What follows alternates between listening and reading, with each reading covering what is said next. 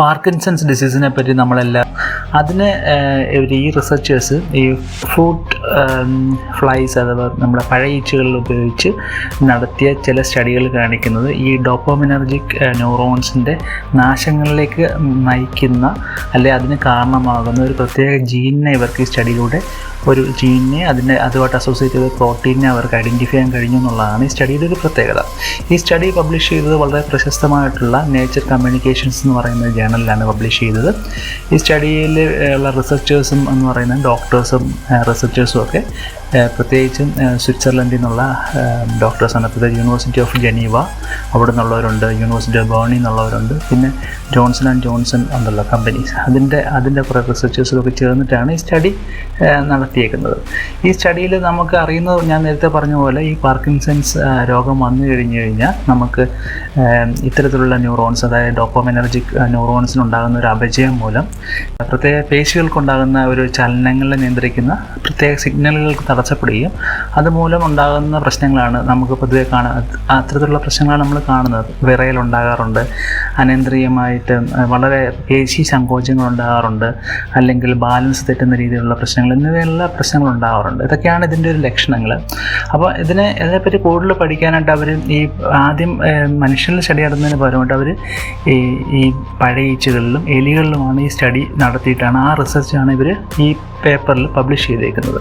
അപ്പോൾ അവർ ഇതിനു വേണ്ടി ചെയ്തേക്കുന്നതെന്ന് വെച്ചാൽ ഐഡൻറ്റിഫൈ ചെയ്ത ഒരു പ്രത്യേക ഒരു ജീനെ, അല്ലെങ്കിൽ ഒരു ജീനിൻ്റെ ഒരു പ്രോട്ടീനെയാണ് ഐഡൻറ്റിഫൈ ചെയ്തേക്കുന്നത്. അതിനെപ്പറ്റി കൂടുതലായിട്ട് നമുക്ക് നോക്കാം. ഈ റിസർച്ചേഴ്സിൻ്റെ എയിം എന്ന് പറയുന്നത് ഈ രോഗം മാറാനുള്ള മെഡിസിൻസ് കണ്ടെത്താൻ സഹായിക്കുക എന്നുള്ളതാണ്. അതിനായിട്ട് ആദ്യമായിട്ട് അവർ എന്തുകൊണ്ടാണ് ഇതിന് കാരണമെന്നുള്ള രീതിയിലാണ് അവർ ആദ്യം നോക്കിയത്. പ്രത്യേകിച്ച് ഇത്തരത്തിലുള്ള രോഗം ഉണ്ടാകാനുള്ള ബേസിക് കാരണം എന്ന് പറയുന്നത് ഈ ഡോപ്പമിനർജിക് ന്യൂറോണിൻ്റെ ഈ മൈറ്റോകോൺട്രിയയിലെ പ്രവർത്തനങ്ങളിൽ ഉണ്ടാകുന്ന പ്രശ്നങ്ങളാണ്. അത് അറിയാമല്ലോ, ഈ മൈറ്റോകോൺട്രിയ എന്ന് പറയുന്നത് എല്ലാ കോശങ്ങളിലും ഒരു ചെറിയ ഫാക്ടറി, ഊർജ്ജം ഉൽപ്പാദിപ്പിക്കുന്ന ഒരു ഫാക്ടറി എന്ന രീതിയിലാണ് വർക്ക് ചെയ്യുന്നത്. അപ്പം ഇത്തരത്തിലുള്ള മൈറ്റോകോൺട്രിയയുടെ പ്രവർത്തനങ്ങളിൽ എന്തെങ്കിലും പ്രോബ്ലം ഉണ്ടാകുമ്പോൾ അത് സെല്ലിനെ തന്നെ സ്വയം നശീകരിക്കാനുള്ള ചില സംവിധാനങ്ങളെ ആക്ടിവേറ്റ് ചെയ്യുകയും അങ്ങനെ ആണ് ഈ സെല്ലുകൾ വർക്ക് ചെയ്യാത്ത അവസ്ഥയിലേക്ക് പോവുകയും ഈ രോഗം ഉണ്ടാകുകയും ചെയ്യുന്നത്. അപ്പം അതിനായിട്ട് അത് ക്ലിയറായിട്ട് മനുഷ്യരിൽ സ്റ്റഡി ചെയ്യുന്നതിന് മുമ്പ് അവർ ഡ്രോസോഫില അല്ലെങ്കിൽ നമ്മുടെ ഈച്ചയെ ഉപയോഗിച്ച് അവർ സ്റ്റഡി ചെയ്യുന്നൊരു ഗ്രൂപ്പാണ്, റിസർച്ച് ഗ്രൂപ്പാണ് പ്രധാനമായിട്ട് ഈ സ്റ്റഡി പബ്ലിഷ് ചെയ്തേക്കുന്നത്.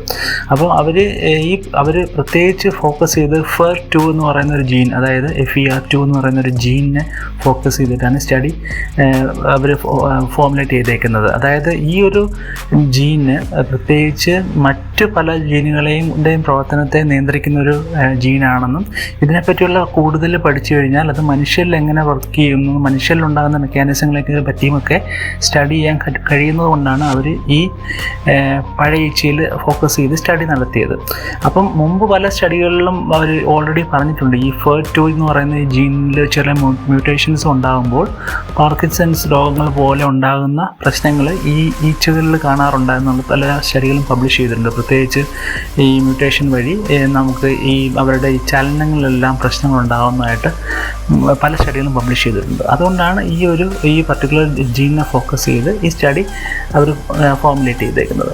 അപ്പോൾ ഇതിന് മുമ്പ് ഉണ്ടായിരുന്ന സ്റ്റഡികൾ പറയുന്നത് ഇത്തരത്തിലുള്ള ഈ Fer2ൻ്റെ ഒരു ആബ്സെൻസിൽ ഈ രോഗങ്ങൾക്ക് തുല്യമായ അവസ്ഥ ഉണ്ടാകുന്നു എന്ന് കാണിച്ചിട്ടുണ്ട്. അപ്പോൾ ഇവർ നോക്കി എന്തെന്ന് വെച്ച് കഴിഞ്ഞാൽ ഇത്തരത്തിലുള്ള ഇതിൻ്റെ ഒരു ആബ്സെൻസിനോടൊപ്പം തന്നെ അതിൻ്റെ ഒരു ക്വാണ്ടിറ്റി കൂടുന്നൊരവസ്ഥയിൽ ഇത് ഏതെങ്കിലും തരത്തിൽ ഈ പാർക്കിൻസൺസ് ഡിസീസ് ഒഴിവാക്കാൻ കഴിയുമോ എന്നുള്ളതാണ് ഈ സ്റ്റഡി നടത്തി നോക്കിയത്. അതിനുവേണ്ടി അവർ പല രീതിയിലുള്ള എക്സ്പെരിമെൻറ്റ്സ് നടത്തി നോക്കി എന്നുള്ളതാണ്. പ്രത്യേകിച്ച് വളരെ ഓക്സിഡേറ്റീവായിട്ടുള്ള സ്ട്രെസ്സ് ഉണ്ടാകുന്നൊരവസരത്തിൽ ഈ ഒരു Fer2ൻ്റെ ഒരു പ്രസൻസ് ഉള്ള അവസരത്തിലും അതിൻ്റെ പ്രസൻസ് കൂടുന്നൊരവസരത്തിലും അതെങ്ങനെ ബിഹേവ് ചെയ്യുന്നു എന്നുള്ളതാണ് ഈ സ്റ്റഡി അവർ പ്രത്യേകിച്ച് നടത്തി നോക്കിയത്. അപ്പം അവർ മനസ്സിലാക്കിയെന്ന് വെച്ച് കഴിഞ്ഞാൽ ഈ ഡോപ്പമിനർജിക് ന്യൂറോണിൻ്റെ ഒരു അപചയത്തിലേക്ക് നയിക്കുന്ന ഒരവസ്ഥ ഉണ്ടാകുന്നത്, പ്രത്യേകിച്ച് ഈ Fer2ൻ്റെ ഒരു ആബ്സെൻസ് ഉണ്ടാകുന്ന അവസരത്തിൽ. അതോടൊപ്പം തന്നെ ഇതിൻ്റെ ഒരു പ്രസൻസ് കൂടുന്നൊരവസരത്തിൽ അതിന് ഇത്തരത്തിലുള്ള ഇതുമായിട്ട് ബന്ധപ്പെട്ട പ്രോട്ടീൻസിൻ്റെ ഒരു പ്രത്യേകത പ്രസൻസ് കൂടുന്ന അവസരത്തിൽ ഈ രോഗം പോലുള്ള അവസ്ഥയിലേക്ക് എത്താത്തൊരവസ്ഥയിൽ അല്ലെങ്കിൽ അതിൻ്റെ ഒരു സംരക്ഷണം ഉണ്ടാക്കാൻ ഇതിൻ്റെ പ്രസൻസിന് കഴിയുമെന്നാണ് സ്റ്റഡി പറഞ്ഞു വെക്കുന്നത്.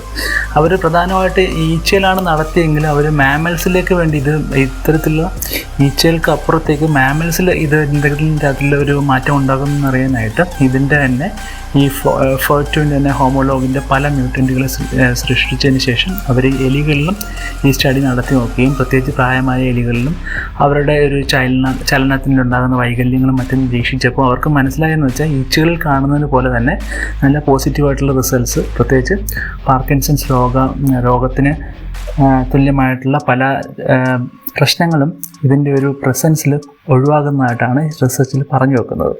ഇതിലൂടെ ഈ റിസർച്ചേഴ്സ് പറയുന്നത് വെച്ചാൽ ഇതിൻ്റെ ഒരു സ്റ്റഡി ഔട്ട്കം മനുഷ്യരിലും പ്രത്യേകിച്ച് ഈ രോഗങ്ങൾക്ക് വേണ്ടിയുള്ള പല ചികിത്സാ രീതികളും ഭാവിയിൽ ഡെവലപ്പ് ചെയ്യാൻ ഈ സ്റ്റഡി ഔട്ട്കം സഹായിക്കുമെന്നാണ് റിസർച്ചേഴ്സ് കൺക്ലൂഡ് ചെയ്യുന്നത്.